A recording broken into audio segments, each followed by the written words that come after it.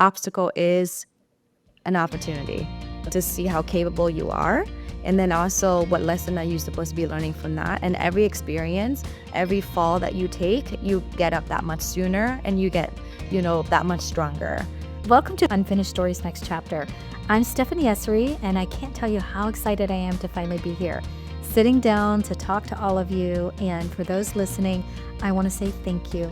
And whether you've stumbled upon this by chance or you've been waiting for me to start sharing, I am so glad that you're here. If you have ever felt like you have unfinished dreams, unfinished business, unfinished stories, or that your life has just taken so many unexpected turns that you barely recognize where you are now, this podcast will be for you. From burnout to purpose, Dedee is a powerful reminder that success starts within. Dedee, founder and performance coach of Fit to Profit, a transformational coaching practice that integrates psychology, cognitive science, holistic wellness, and business strategies to help entrepreneurs align their self-worth with their net worth. Her journey is one of courage and reinvention. Thank you so much for joining us today. Yes, absolutely. Thanks so much, Stephanie, for having me today. I'm really excited to be here. Great. So let's begin with your story. What was the breaking point in your life and in your business that made you realize that the life you were living was not the life that you wanted? I have to say it was definitely 2 attempts in the row. The first was, of course, I did everything right, to land my very first corporate job, which short-lived for about 6 months. Soon after that, I had an opportunity to go into starting a family business with my mother, which lasted 5 years. And that was a breaking point. By then, I was already mentally, emotionally, and also physically burned out. And also really 2 things really put the fire underneath me was, of course, being burnt out and also losing my best friend to suicide around the same time got me really clear that I actually was suffering from the same, which is depression, anxiety. And that really got me to reconsider, wow, what have I been doing? And what do I need to be doing now, knowing what I know? And then what is my future going to look like? And what am I going to be doing? So long story short, that was the moment where I decided, well, first and foremost, no one should ever have to go through what I went through that week, which is actually my wedding week too, when I lost my friend. And secondly, if I wanted to, which coming full circle, help anyone, when I was a little girl, I always wanted to be a helper of some sort, of a healer of some sort. So long story short, I realized I need to heal myself first. And that's how I really embarked on truly deep immersing myself in self-development, taking care of myself physically first, emotionally, mentally, and then last but not least, spiritually. And that was the beginning of it all. When I got certified to be a holistic health coach was when my whole world opened up to the coaching industry. And yeah, the rest is history. This year we'll be in business for 10 years. So it's a lot that I have to go through personally and professionally.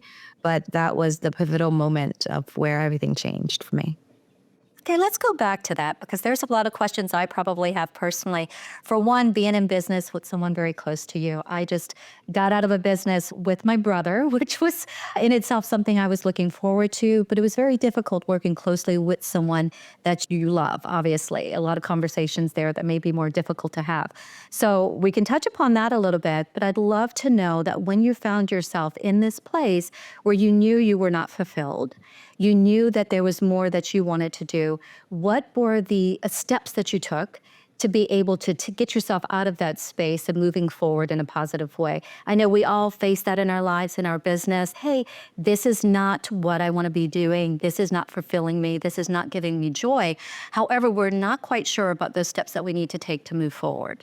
Absolutely. So what was interesting is I had nothing, right? Like I was working 18-hour days at the restaurant and there was blank. So what happened was I just thought back to what was the thing that I was most excited about or what I was passionate about doing or what did I like to do so much when I was younger. And it just happened to me. I really loved to exercise. I was that little teenager that was exercising in her room.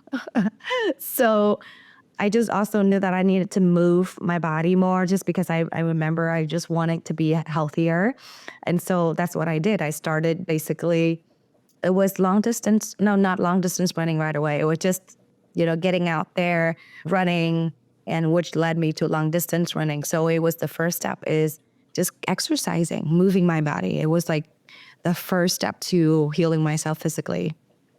I love that. And I think for myself personally, I felt that too. I talk about like the passion I had for writing that I put aside to do the things that I thought people wanted me to do, very similar to what you're doing, or what you did rather, was that I knew that I wanted to be successful. I wanted to provide for my family. And so I did all of the things and took all of the steps that I think traditionally we believe as women that we need to do. And I let go of all the things that truly gave me joy. And for myself, it's writing. Like for you, it was fitness. And so I've had that kind of inside of me. But how did you make that work for you? Being able to take something, obviously, that you've enjoyed and make it not just your business, but make it something that empowered you to try to help others be able to reach back, find that thing that they want to do, and be able to do that. I honestly, this whole business evolution has been a personal evolution. I just knew that the minute I started taking care of myself physically, I was more energetic. I was more clear minded. And then the next thing I knew, I was very introspective, which led me into practicing mindfulness, yoga, etc. Then I started really taking care of myself emotionally. And then which got me to see, oh my goodness, yes, this is how I think. Oh my goodness, these are my living beliefs. So that became that mental side of things. And as I started working with my clients, I saw a unique pattern, which is similar to what I was going through as well. I was doing business development. I fell into it just because of my background in building brick and mortar. People just, instead of wanting to, I was pitching holistic health coaching when I first graduated, but people wanted me to help them start their businesses instead because of my experience. So I fell into that. And when I started working with my clients, I realized that I can give them the strategy and a tactic all day, and they do to the best of their ability implement, but there's always the ups and downs. There wasn't as much consistency as they wanted to, or there wasn't as much growth as they want to. And the deeper conversation we dove into was because they were not taking care of themselves. So then after like I want to say like at least 5 years doing that, and I saw a pattern. So that's why within my business I started incorporating not only supporting the business owners with the strategy, but I always have like half of it, majority of the time is talking about mindset, and then really getting them to have a system where they're really being supported personally, so that way they can do what they need to do as the CEO. And don't you think, for myself, I know it's very difficult, that whole mind body experience. People don't understand how deep that connection goes. That if you're not taking care of yourself physically or spiritually, that all of the other things, no matter if you're getting up in the morning at 5 a.m. and working until 8 a.m., and you're taking all the steps throughout the day to make sure that your business is running, something will falter if you're not taking care of those other components. Don't you think that's a big part of it? And probably the thing that people struggle with the most is, for one, acknowledging it, and another, taking the steps that they need to do to be able to take control of that. Oh, absolutely. It's exactly what I have experienced working with my clients is what I experienced as I was burnt out. The reason one I ended up where I was is because I was so busy working 18-hour days at the restaurant, et cetera, and things like that. And prior to that, I was going to school, I was trying to graduate, and then getting into the career that I really want to. I didn't prioritize myself. I was just doing the things that I needed to do, hopefully to get there and perhaps be fulfilled and happy, and realize that I wasn't, because I was doing everything else.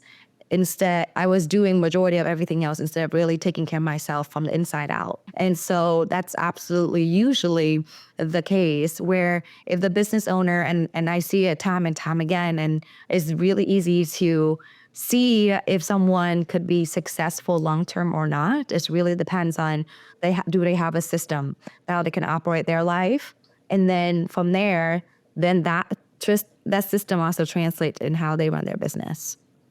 So I want to go back to the devastating loss that you experienced.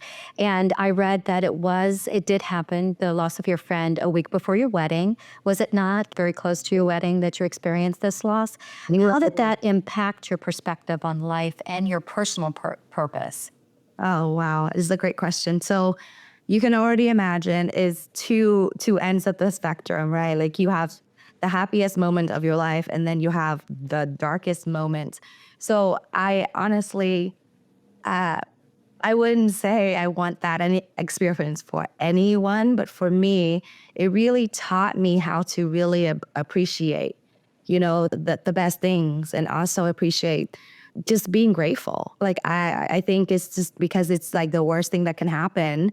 I just really now learn what it is really means to be happy and what it means not to be. And only that in that space, then now I can put myself in almost everyone's shoes, right? Like it's almost like I know it's bad, yes, because I can try to put myself in their shoes and really sympathize with them and really see what's going on with them and really being able to relate to people in a way that if I didn't have the experience. And I really, truly, honestly appreciate life. And then really, truly, as a family as well, too, make the most honestly, out of every situation, there's always a silver lining. Most recently, literally right after New Year's, we just got back from a trip. All of us went down with a flu. Hence, my voice is a little still I'm here hurt. with you today. Yes. Yeah.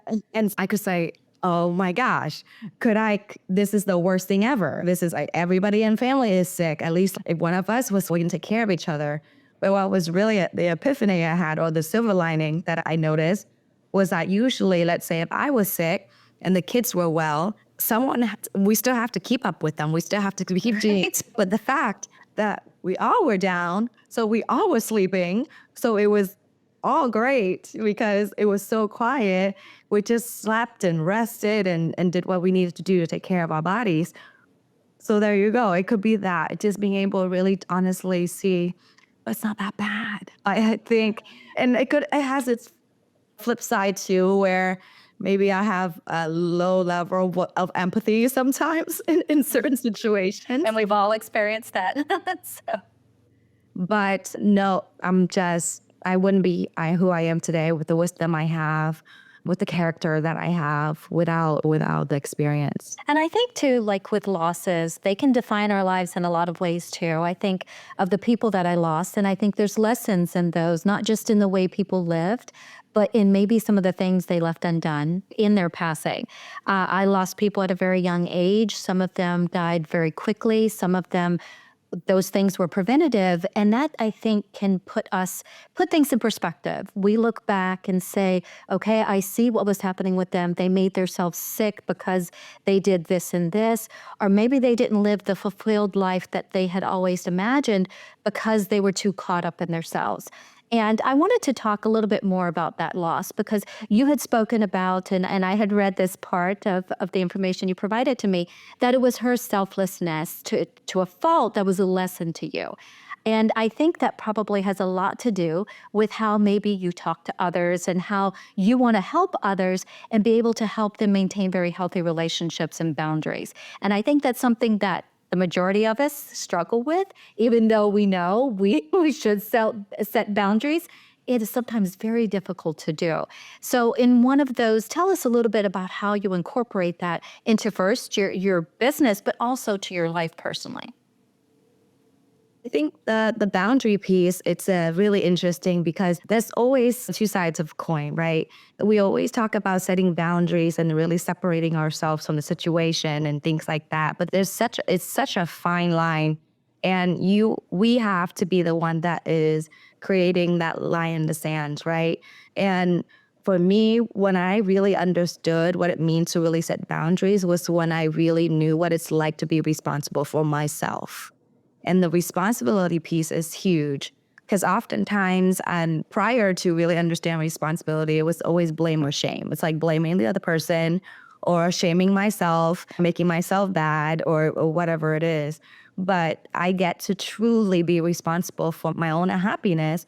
And I think realizing that I'm only responsible for my own happiness and not anyone else's, I think that was it was super liberating for me, and allowing my clients to really see that prioritizing their needs is a selfless act, and having them really connect to that and being able to see, oh my goodness, if I am not taken care of, I am not clear minded, I am not energetic, I am not focused, and everything else is affected, right? And most of my clients are also parents. And so that also affects our way of showing up for our kids. And so setting boundary is actually a non negotiable, because only then you can take full responsibility for what you are in control of. And yeah, and it has to be that way. Otherwise, everything will be mismatched and there's no organization in things, how things need to be done, right? And so that's why, yeah, really getting clear on what it is that their values at the same time too. For example, I value time with my family. So that means also I don't take calls, of course, during the dinner time or morning drop off times and et cetera and things like that. So it's really important. I want to say that unless that we're really clear on our values and what we stand for, then it's easier to set boundaries than not. And that's probably one of the most difficult things to do, I think. We know because we can think about being on an airplane, and when they go through, they're explaining to us that if something happens and the oxygen masks come down, put it on yourself first so that then you can help others. And I think that's really, even though we know that logically, we need to take care of ourselves, right? We need to be able to prioritize ourselves and our well-being, or otherwise we're no good to anybody else. But it is also one of the most difficult things to do. I struggle with that. I know that I have to take care of my body and my mind and all of these things, or everything else will fall apart in the background. But it's hard. So, can you give our listeners maybe a few practical examples of how to do that when we're struggling, when we're in the midst of our chaotic lives, our children need us, our husbands needs us, our businesses need us. What are some of those things, like you mentioned, being able to not answer the phone at a certain time? What are maybe a couple of other things they can do to be able to do that? I would definitely say is first and foremost is really figure out what your values are, which become your non-negotiables. And then you just have to schedule it in. Like it just, if you just this particular podcast, if you're listening in, you're actually spending time doing that. And so if it's not on the calendar or if it's not your list of intention to do, it's not going to happen. So especially, and think of when you had to go to a doctor appointment. I'm sure most of you guys have made your doctor appointment because it's a priority, right? So you have to see that taking care of yourself is just as much a priority as it is any other task, but we're just not putting it as a priority or not giving it its importance or its weight on our calendar. And for me, we only have, we operate with, or I operate with the four faiths, the four F's. The first is faith, fitness, family, and then fulfillment. And usually that's what my schedule looks like. I might have my morning routine where I have my, fitness and faith right there already built in. And then my family's when I start after my morning routine to get them ready for school. And then fulfillment is work afterwards, right? And so you just have to make it a priority, for yourself and really being able to make a decision that this is important. Like just like how sleep has to happen, right? Taking a shower has to happen, like working out has to happen, right? It doesn't have to be anything extravagant either. And I want to say you start small, especially if it's a habit, you start small. It could be, I literally before, I would start with 5-15 minutes, and now it's longer. So it really depends. But it's really being able to understand that it's a priority and you are a priority, and just work with that day in and day out and make sure that you do it in a time, prioritize it not only every day, but perhaps even before everything else, right? I get up earlier than anybody in the house before all my kids and my husband so I can have my morning routine. It comes down to you making a decision and really going after it and doing whatever it takes to take care of yourself. And sometimes you do have to schedule it. I know. And I've had people laugh at me. If you look at my calendar and the things that I put in there, people will find it funny because I will remind myself to drink water. I will remind myself to get up and walk around. I will remind myself to go to bed or start unwinding at a certain time. And people have asked, but is it that natural? No, a lot of these things aren't. And I think Yeah. that because we get so wrapped up in life and everything that's going on, we set aside all the things that we should be doing for ourselves. I think that's just women in general, and more so if you're a mother, you just do that. So you're correct, you have to prioritize yourself. And sometimes that means setting little alarms in your phone, right? To make sure that you're doing it. Same with me. I have drink water alarm, take a breather alarm. Yes, I have alarm. It's actually, that's like really securing your habits, right? It's not yet second nature, right? But at least for me in the morning, I knew that the minute I get up, it's like I ran downstairs, grab a first cup of water, and then the coffee machine goes, and then the next thing I'm back up, I'm reading my devotionals. It took me a long time to get there. Until it becomes a habit. So your philosophy is rooted in the belief that self-worth drives your net worth. How did you come to that realization, and why is it so central to you in your coaching practice? So you heard the story of how the business started in the first place, right? Right. And the connection that I was able to make was very interesting as I'm working with my clients, as you have heard, that they're taking care of the business supposedly, but they're not taking care of themselves. Right. But they were not as successful in their business as they wanted to be.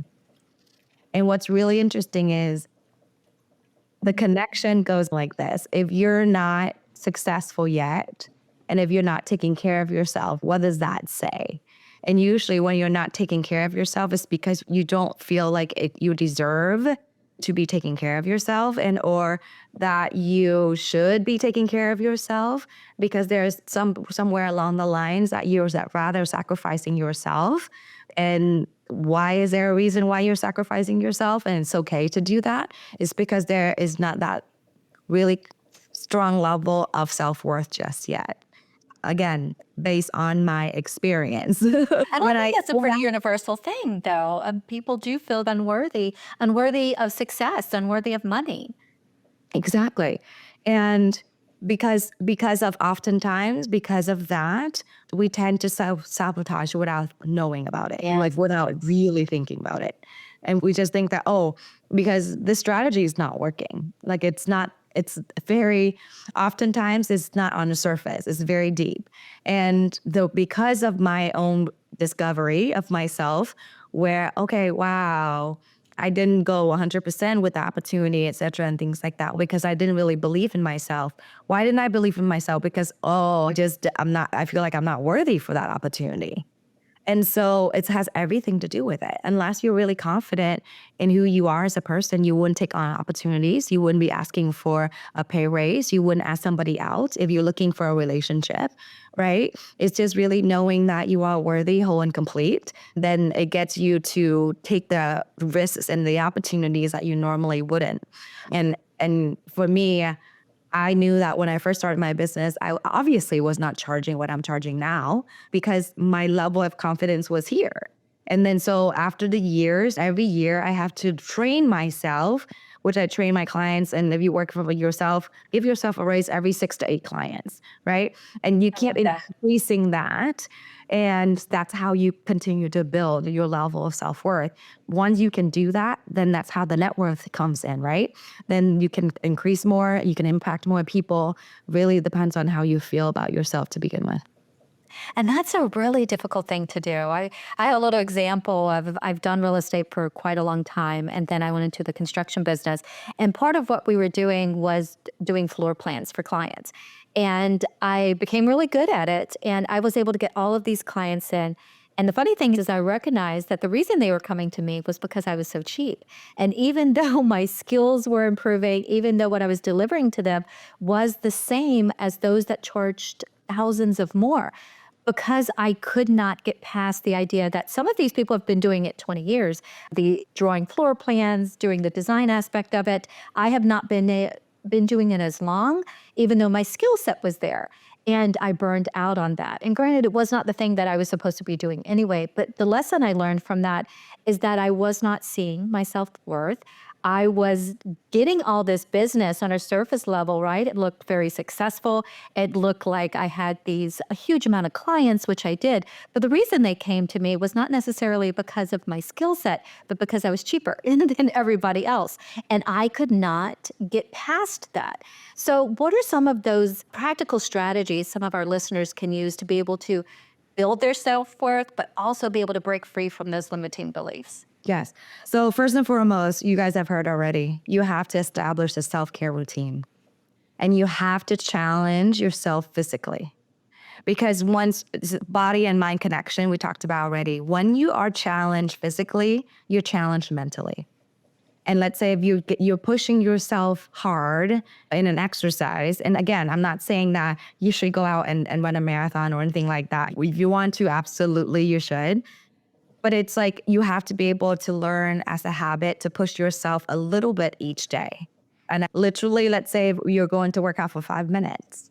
What if you just let the clock run just literally for another three seconds after the 5 minutes and just do the 1% extra every single day? It's going to compound dividends throughout time.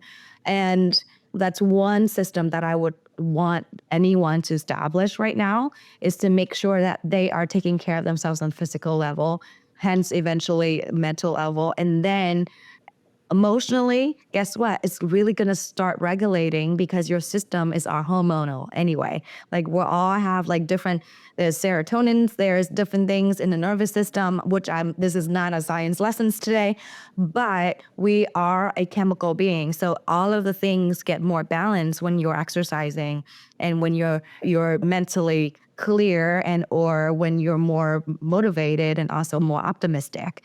And so the emotional side can really start taking care of yourself. Yes, there are deeper things that you can work on and things like that with coaches and mentors and therapists, things like that. But on a very general level, you will be more already balanced. So definitely establish a self-care routine. And from there, really start building up to, okay, what else? What else am I doing? Okay, so is it setting boundaries?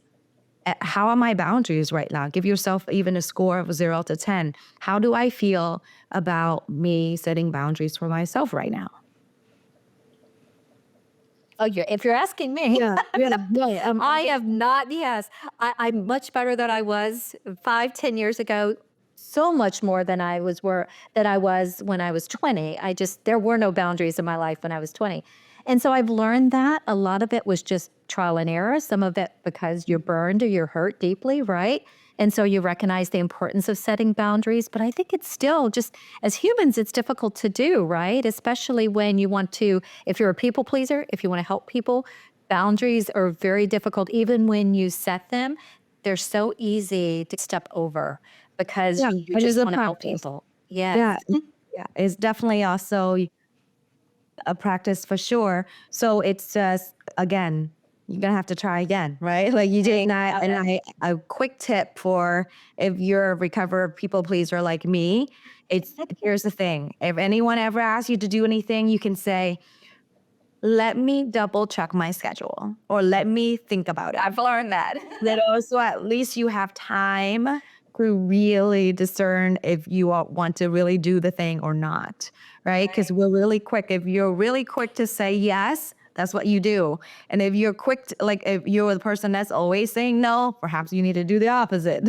But it's really making sure you have a self-care system, making sure you have your non-negotiables that you're operating with, and then always making sure that you are always investing in yourself. What is define growth for do you want to grow and how you want to grow, where do you want to grow, which area of your life or business do you want to grow on?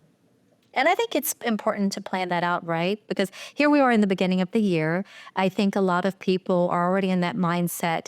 Especially if you're in business of any sort, you're in that mindset that I need to plan out my next year, or at least into the next quarter, right? So people sit down and they figure out what they need to do to be able to make their business more successful in the next year. And I think it's important if they look at that both from a professional standpoint and also from a personal standpoint, because you're right, a lot of, if we're not taking care of ourselves both mentally and physically, then those other things that we want to accomplish may not happen. So you think it's important for people to set up a plan for the year? If you have a business plan, this is a personal plan, whatever that may incorporate. Do you think that's something that people should do? Oh, absolutely. Absolutely. You should definitely have a plan for overarching plan. We call it the big picture, the medium picture, and like the small picture. So that way you can have a big plan and then you can have the milestones and then you can have the deliverables broken down. So that way you know what you need to do on a daily basis. Absolutely. I think it's just as important in having plans as being able to track and also make iterations as you go, right? Because I didn't anticipate for the flu to come to our family, but the reality was, yes, we needed an extra a few days to get back on our feet. And so I have to be okay with that, right? And now, okay, we need to iterate. We need to change our plan for the rest of the month. What is that going to look like? I think it's just as healthy to be able to be flexible just as much as setting plans or setting goals. And it's hard, though. I think a lot of people, especially when their plans end up getting messed up, like yours, you get the flu. Obviously, you can't maybe have that meeting. You can't run that day. Yoga's out of the question, all of these things. And I think people can get caught up in that. Oh, my goodness, now that my plans have been ruined, everything's spiraling, right? I think I myself have struggled with it a lot. So how is it that we can bounce back pretty quickly? Giving ourselves grace to heal, to understand that plans do get messed up sometimes, things change, and be able to adapt accordingly. I think that's a very difficult thing sometimes for people to do. Yeah, and you're just gonna have to be okay with adjusting your schedule, right? And especially as entrepreneurs, we get to dictate what our schedule looks like. So we can definitely shift that. And there were meetings at the beginning of the week that I have to shift for next week or the week after and things like that. And that's okay. And you get to shift what's not dire, right? Keep still the most important things, and anything secondary or anything that's not as a priority, you can always shift. And that's why it's so much more important to have a routine to where you do things and you have space enough time in there for things like this, right? So usually my schedule is a lot lighter towards the end of the week on because I know being a mom, of two, I have adjusted my schedule to where it's a fuller towards the beginning of the week, but it's lighter towards the end of the week, just because in my experience, if anything happened, then I can catch up.